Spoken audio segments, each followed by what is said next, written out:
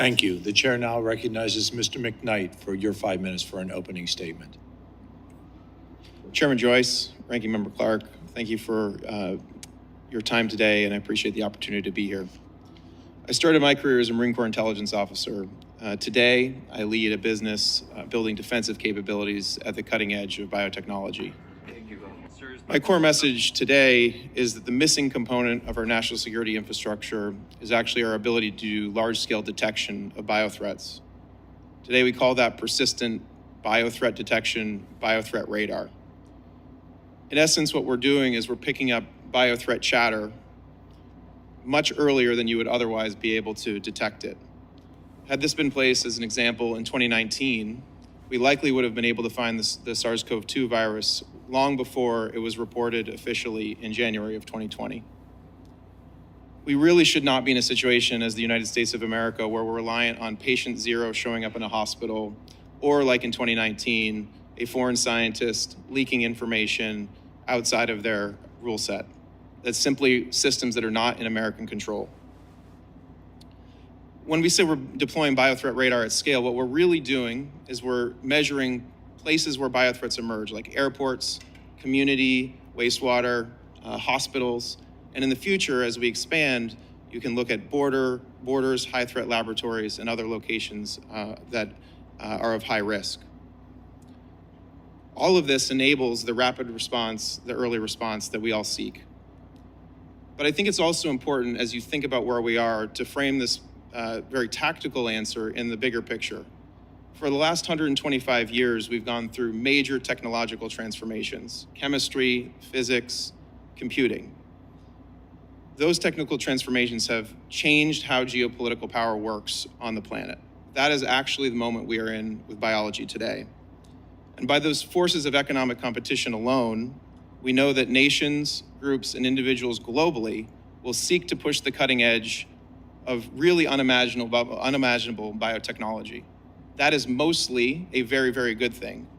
But also, just like those periods of history, we are in a moment where we have to accept the reality that adversaries and others will seek to explore weaponization of these capabilities. President Trump was exactly right to identify the risk of bioweapons in his speech to the United Nations in September. But right now, today, our primary biosecurity approach and most of the conversation is really around what restrictions will we place on our best scientists and our best research institutions. Obviously, restrictions, as my colleagues have pointed out, are responsible and we need to do them. But at the end of the day, what that is not the same thing as making a proactive plan to stop biosecurity threats. There's two reasons for this. For one, biology is by definition borderless. It's similar to cyber, is the way to understand it. It is vast, it is distributed, and there's no single choke point. This means that bioinnovation and risk will happen globally. It won't just happen in our shores, and just restricting our own scientists won't solve the problem. Related, restrictions will actually slow our ability to build countermeasures if we are slowing our ability to do innovation. So instead, from my perspective, to stop those threats, we need to create a large-scale, persistent, pervasive detection system for biothreats via genomic sequencing. Genomic sequencing is the foundational technology of biothreat radar. And obviously, detection systems in national security are not new concepts for us. The United States has global detection systems run by our own American security institutions across chemical, nuclear, and cyber. We look for threat attribution, where something came from. We seek to gain early warning in every other major category. Biothreat radar is the detection system for the bio category. It's the most definitive way for us to confirm the precise identity of pathogens and inform the origin of that threat. Those are the two things you need for rapid response and, perhaps most importantly, especially over the arc of time, credible deterrence of threats. The framework for this persistent biothreat detection system started during the pandemic, and we have been very fortunate to work across administrations with HHS and CDC over a number of years to continue to expand the concept. Most recently, President Trump's administration called for a significant expansion of biothreat radar at HHS and CDC, as well as the Department of War. Additionally, the State Department more recently, along with HHS and CDC, has been working on bilateral negotiations with nations, incorporating biothreat radar as a piece of those expansionary programs. Each of these biothreat radar programs should be expanded to ensure America, its allies, have trusted, transparent, and sovereign capabilities for biothreat detection. Thank you very much for your time, and I look forward to the discussion. Recent reports have indicated that China is collecting large amounts of biological data, both from their own population and from abroad. This data could be used to develop AI programs with some of the concerning capabilities that we have discussed here this morning. Let's hone in on that. What types of biological data do you think are the most vulnerable to being misused when paired with AI? Thank you, Mr. Chairman. Appreciate the question. The way we think about biological data and the threat that it poses is, if you think about the entire planet, the vast majority of biological data is the code that Dr. Diggins talked about. All of the living things on the planet are coded in DNA. Today, to a first-order approximation, we monitor very little of it. If you think about the corollaries with cybersecurity or with any other type of security where we're looking at any adversarial threat constantly, persistently, pervasively, the challenge is when you take that diversity of information and then you combine it with AI tools, the threat frontier of what could be made changes dramatically. And until we are able to defend by using the same AI tools that we use to create new models and flip them around to interpret data coming out of the environment, whether it's natural or man-made, we are going to be essentially blind in detecting this brand new, amazing number of threats that could be invented over the next 1 to 50 years. And I think it's very important we recognize the scale of the challenge that is facing us. To my knowledge, an AI-enabled biological threat has not been developed. Can you tell me how easy it would be to use AI-enabled technology to create a biological threat? I think the important thing is that our adversaries or groups that seek to do harm understand the impact that biology has had and does have on societies. So the incentive, as we increase capabilities to create novel pathogens or modify natural pathogens, the incentives to use those capabilities to reduce the economic, political, and social will of America, as we've evidenced through the results of the pandemic, continue to increase, attendant with the technical capabilities to do so. Unless we take and create a significant deterrence architecture, which we have done in other domains, the idea that the advantage of using those capabilities is real. And what I mean by that is, today, if somebody were to do something, we have an inability to detect that and do attribution of where it came from. So there's an inability for us to truly, with unity, hold somebody accountable for using these capabilities. And then secondarily, with our response infrastructure, unless we continue to invest in our response infrastructure, they will see an opportunity to impact our nation. So the two things, detection so that we can find who did it, and response so that we can show it won't work, are the two critical things to mitigate what is a really expansive area of innovation that is hard to our point previously, hard to regulate every piece of it, especially when the actors that seek to use these technologies are outside of our regulatory sphere. Thank you for that. It's just amazing what can be done, isn't it? It's scary, and it's also exciting in terms of what can be done to be helpful with it. Right? How do we protect sensitive biological data sets while supporting open scientific research? Thank you for the question. This is a very critical one. The reality is today, we need to generate more biological data first. Protection is a critical component of it. But without the amount of data that we need to focus on developing good solutions to counteract adversarial development, we're actually in an imbalance of data protection today. But then, very directly to the question, we need to treat biological data with the same privacy restrictions that we treat our most sensitive data, both in the national security community on the intelligence side, and also as it relates to human privacy. How is AI altering the traditional biological threat landscape for both state and non-state actors? Thank you for the question.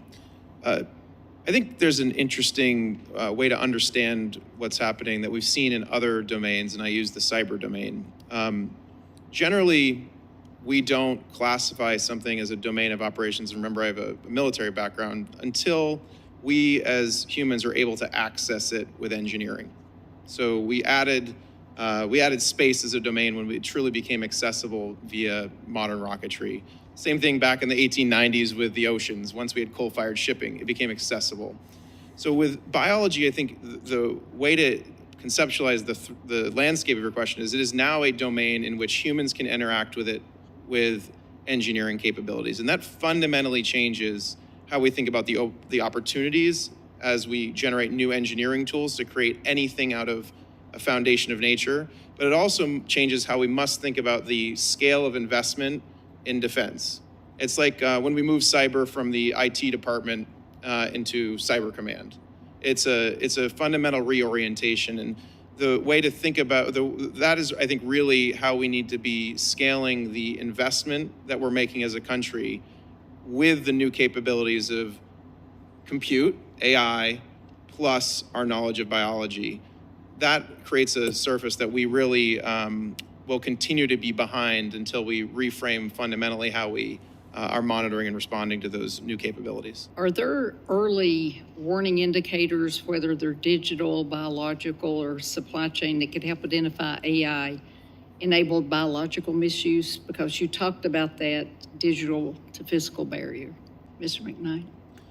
Yes, one of the key capabilities that we work on is when you take a sample with biothreat radar from an airport or from a community or from a threat location, you bring it and you do DNA sequencing with it, and the DNA sequencing data comes off the sequencer. Mm-hmm. And then we have a set of tools that we're constantly developing with cutting-edge machine learning and AI to analyze that DNA and tell you what's in it. What different types of pathogens? Are there new things that you haven't seen? And one of the very specific tools that we work on that was developed in conjunction with IARPA, the intelligence community's DARPA, is a tool that actually looks and algorithmically scores to identify if something has been genetically engineered or not, to give you a sense of could this have been made or designed with different types of tools. And those are the types of things we really need. When you invest in biothreat radar, you're investing in those types of capabilities as part of a system that will continue to evolve. Well, this goes into my next question. Are export controls effective at restricting adversarial access to certain AI models, biological data, software, automated lab equipment? Mr. McKnight? I think there's two important parts of that question.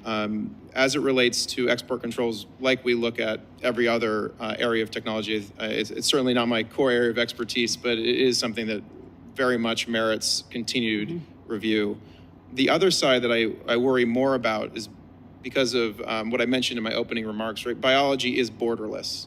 We know because it is distributed, it can be done. And I think Dr. Diggins and I talk a lot about the DNA, even the DNA synthesis screening topic.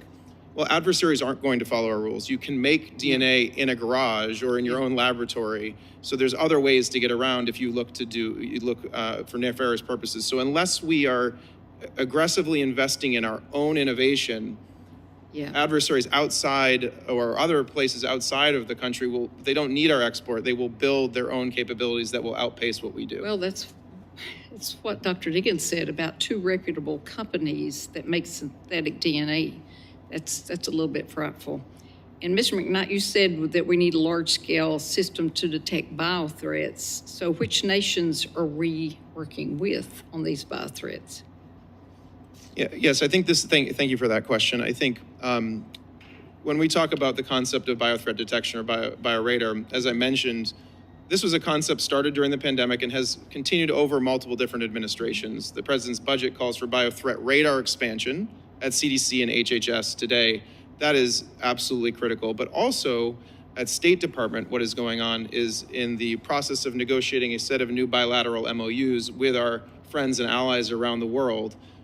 They are incorporating the concept of biothreat radar in partnership with HHS CDC to deploy that in a similar way in countries that are partners with us. So then you can see how that develops a system where there's a a US-built and partnered technical system for verification of biothreats on a bilateral and then multilateral basis with our partners. And that's being worked on by the State Department today. Just 2 weeks ago, they announced the first of those during the MOU with Rwanda with the announcement of the DRC-Rwanda peace agreement. Tools that could meaningfully lower barriers to engineering pathogens or designing harmful biological constructs. As maybe I'll combine the answer to that with a build on the previous one. I think if we as a country, the thing that we should be setting as almost the spec that we expect to be able to deliver and measuring is how fast can we go from detecting a biological threat, natural or human caused, somewhere on the planet to a countermeasure. And that takes a set of steps where we are monitoring globally, persistently, pervasively, using these AI tools that we're talking about to interpret that data in real time and rapidly to enable design of countermeasure or intervention, whether that be policy or otherwise. Our real-time test was about 9 months during COVID. There's the 100-day mission, but I think our North Star with these modern tools should be something closer to, maybe it takes 20 years, but we should be thinking about doing that in minutes and hours, like we do with cybersecurity, not days, months, or years. Well, it's been said that we weren't, we're not prepared for another COVID event. We were not prepared for the first COVID event.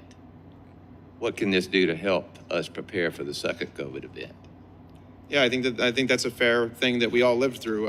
There was we dropped the ball. We couldn't develop a diagnostic test at the beginning of the pandemic, and it took us a long time to respond. If you do prepare via both our public health and national security institutions, detection capabilities that can rapidly inform what types of tests to make, what types of interventions to create, that infrastructure can collapse the amount of time. And that's something that doesn't exist today. No matter what, we need to invest to create that. It didn't exist at the beginning either. Regarding a security concern, and you've touched on this, but I'd like to try to go just a little bit deeper. We're seeing reports about autonomous agents, not just chatbots, but systems that can act on their own, hacking databases or stealing data, maybe even running a lab. Fear is that with that kind of a tool, terrorists really, all they really need is AI that can generate a weaponized sequence and ship it to a terrorist accomplice. Are we at that point where an AI agent can bridge that gap and help a bad actor develop a bioweapon? Thank you for your question. I think we've pieces of this have been covered, and so we can go one step. But I think the idea that human language models, LLMs, have real risk of uplift of somebody who doesn't have the same scientific capacity, maybe as a scientist from a leading institution, and biodesign tools. I think we all are worried about what will become of those capabilities and are watching them carefully. But part of the frontier of this technology is accelerating so exponentially fast that we have to recognize that things that are being developed outside of our control create risks that we are less aware of or may not be aware of unless we increase our collection and monitoring of those efforts. I think very specifically the important point here, and this goes to the focus on monitoring like we do in other domains like cyber or nuclear, is that there's still a barrier to the wet lab, like Dr. Penn mentioned. You have to go from digital bits and bytes to DNA to make something. And so monitoring not just the highest risk labs, but where this work is done in irresponsible ways, perhaps, around the world is a very important piece. I will say one last component of this that is critical to the core of the question. What we experienced with the SARS-CoV-2 pandemic, essentially the lesson that I'm very worried about our adversaries have learned is how vulnerable we are and how our inability to do truly until 5 years later, perhaps, and get consensus around attribution of where it came from, whether it was natural or not, forget the controversy around it, it's an intelligence failure. It's a failure of our ability to do attribution on the scale of any large intelligence failure in the past. And what that means is the threats of the future, even if they came from an actor, nation state or a terrorist, they don't have to be AI generated and manufactured. It can be something natural found, layered with misinformation, disinformation that fundamentally tears at our political, economic, and social fabric. So we have to figure out what system allows us to detect and respond rapidly, because actually some of those like less like headline or sci-fi nefarious threats may be the more likely application from somebody that seeks to do ill. You're confirming some of our concerns. That somehow wound up carrying a smallpox sample to his home. And Mr. McKnight, you made a comment about biological agents could be produced in your garage, both of which is illegal. Is that something that we need to address? I mean, you can't operate a lab outside a secure location, and that is an international law.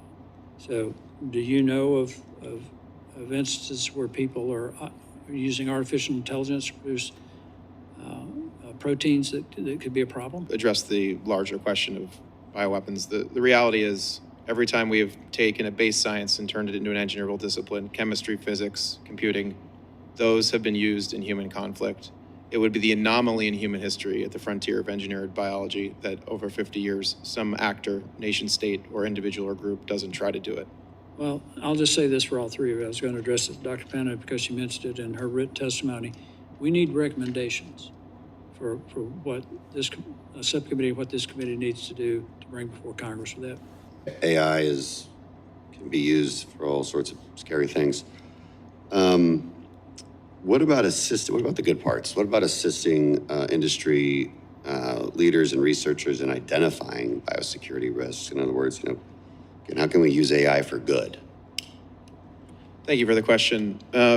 This builds on the conversation we were having about select agent lists and then the new incredible diversity of threats. The same way the biodesign tools that we're talking about can create new proteins and give kind of lessons on how to create new medicines, those same tools can be turned around, and is why we need to be on the cutting edge of those tools and take a DNA sequence, which is why Biothreat Radar really needs to be built on sequencing, because you get the whole amount of data that you need to look at. It's not just one thing you're testing for. They can be turned around to automate the process of interpreting a sample that you're looking at. And then the development roadmap that is funded through these programs is to use AI to go from sequence detection to what the function is, like Dr. Diggins is talking about. And some of the best cutting edge work on the AI for good, and is why we have to stay at the cutting edge of these biodesign tools, is because when you flip them around and use them for detection and characterization of threats, you can get ahead of this kind of ever perpetual build something new, can you figure out what it is, build something new, can you figure out what it is? Knowledge of defensive biological warfare. When I was in the Army, I was stationed at Fort Detrick, home to the headquarters for USAMRIID. I worked on infectious diseases, sepsis, and developing defenses against pathogens. As soon as I was appointed to the House Select Committee on Chinese Communist Party, I began working on the Biosecure Act. The Biosecure Act aims to restrict U.S. federal agencies from working with biotechnology firms deemed to be a risk to national security, primarily those linked to the Chinese Communist Party, and protecting U.S. from inadvertently crippling our own biotech industry. As you know, the Chinese Communist Party is already advancing biotechnology in ways previously known only in fiction and movies. But for everyone who's joining us today, let me be clear, this threat is very real. It's made up of our worst nightmares. No longer is a genetically modified army or bioweapon capable of targeting specific populations some sort of far-off imaginary threat. It's here today. It's being developed at an alarmingly fast rate by our most advanced adversary. I have no problem stating that the Chinese Communist Party is morally depraved and actively committing abject crimes against humanity. Case in point, in June, the FBI arrested 2 nationals from China for conspiracy to smuggle an agro-terrorism weapon into the United States. And events like this raise concerning questions about how vulnerable the United States is to biological attack. If we lose our edge in this critical sector, the framework and guardrails will be written by somebody else, not us. Mr. McKnight, let me start by saying I look forward to working with this group of experts outside this hearing as well as inside this hearing, because we do need to advance not only biosecure but PAPA. But Mr. McKnight, can you tell us what new capabilities AI will give China in advancing its own biomedical research, and how grim does the world look in the event China beats us in biosecurity and AI sectors? Well, thank you for your question, and I look forward to working with you outside of this hearing as well. I share the significant concerns that you raise over adversary nations, in particular the Chinese Communist Party. I think just at a start point, we should really truly remember biology is power, but really biology, like other technical domains before it, is geopolitical power, and nation states realize that. And we would be remiss to forget that's the context here. Our adversaries certainly do not. China has made it very clear in their own public documentation that they see the biological domain as the strategic commanding heights of power. That's direct from their literature. The Select Committee identified that, and I think it's very important we recognize the stakes of the game that they are playing. As it relates to the specific capabilities, I think this is why we need to recognize that we cannot only regulate and focus on our own industry, because there are things we do not control. And the bigger picture is how do we build a holistic defense strategy and a biosecurity strategy on a global scale for what we can predict will come in the next 1, 5, 10, and 50 years over the course of this biological engineering revolution. So there's a lot of threats out there. I'm going to come to you. In your written testimony, you note that the U.S. has a critical need to implement systems that allow the U.S. to monitor and respond to biological threats to our way of life. When implementing biological intelligence capabilities and a deployable biothreat radar, how do we ensure that those systems are not compromised by adversarial nations? So are they going to have enough technology to get into those, bring them down potentially? Thoughts? What are your thoughts? Yeah, I think that this is a really important question, and thank you for asking it. There are 3 layers to how to think about it. First and foremost, the reason to build our own sovereign capabilities versus relying on only on cooperation, which we should do to get data from others, is that we can control the end-to-end systems, the chain of custody of data, just like we do in other domains with Five Eyes or with NATO or with our allies. So part of owning your own detection capabilities is being able to secure it. I think the second piece of that is collecting enough data that you know and understand when there are anomalies. Today, even our current systems are much more easily corrupted, in the sense that we don't have a lot of baseline data to understand where changes are. This is a lesson that we've learned from cybersecurity over and over again. And I think the last piece of this question around how do we make sure that these systems are secure is truly treating it. When we were early on developing the concept of biological intelligence, BioIn, it was a set of former advisors from the national security community in different places that said, this is like the technical collection discipline for bio, like we have signals intelligence or measurement and signals intelligence or imagery intelligence. And then so you treat it with the same care that you do other collection domains. And when you do those things, we've built many, many years of infrastructure to secure the data and collection. Yeah, and that's the business you're in, and I know you're good at it. But I'm thinking, in addition, given the number of scientific experts working in U.S. universities and laboratories from countries outside the U.S., how do we safeguard this research from bad actors? What are the clues? What are the notes? What do you have put in place so that you can track those very people that may be here with not good intentions? Yeah, so certainly that piece of it is not mine, but I spent a number of years as a Marine Corps intelligence officer. I think 2 things. An inability to analyze a problem is worse when there's gray area.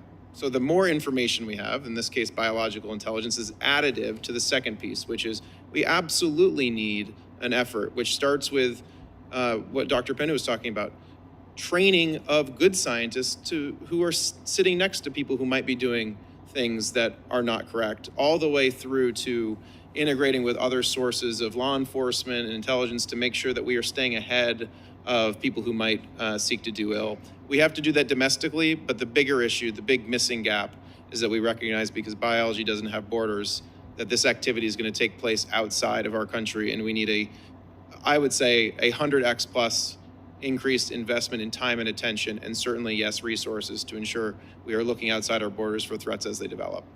So have you, given the concern that AI-enabled bio threats could diminish our system or render medical countermeasures absolutely obsolete? Because I don't know, this stuff, as you know, goes so quickly, things just keep going faster and faster. Early detection is what's needed, it's essential, and we have to have it to stay safe. Have you seen, I know you were in Marine, how long were you in the Marines? 5 years active duty, but 17 in the reserves. Okay, well, thank you for that. Have you seen the Trump administration actually engaged to be able to prevent an AI-enabled bio threat from ever occurring, or is that a possibility? Is there a way to prevent it from ever occurring, and what's the Trump administration doing? My general position on bio threats of the future is that it is much more like cyber. They will occur, and so we need to be able to do what you are saying: rapid detection all the way through to rapid countermeasure development. The Trump administration, building on previous efforts and frameworks, has launched this concept of biothreat radar and has asked for funding for HHS CDC to reallocate towards expanding detection programs. The State Department is also doing the same thing under the moniker of biothreat radar. Massachusetts is certainly proud to have Ginkgo Bioworks founded and operating out of our state. And I served on the Select Committee on China last term. I've got significant concerns about biology as the sixth domain of human conflict and the Chinese Communist Party's willingness to weaponize that domain. I tend to agree with Mr. McKnight that any domain that can be weaponized in the field of human conflict ultimately will be.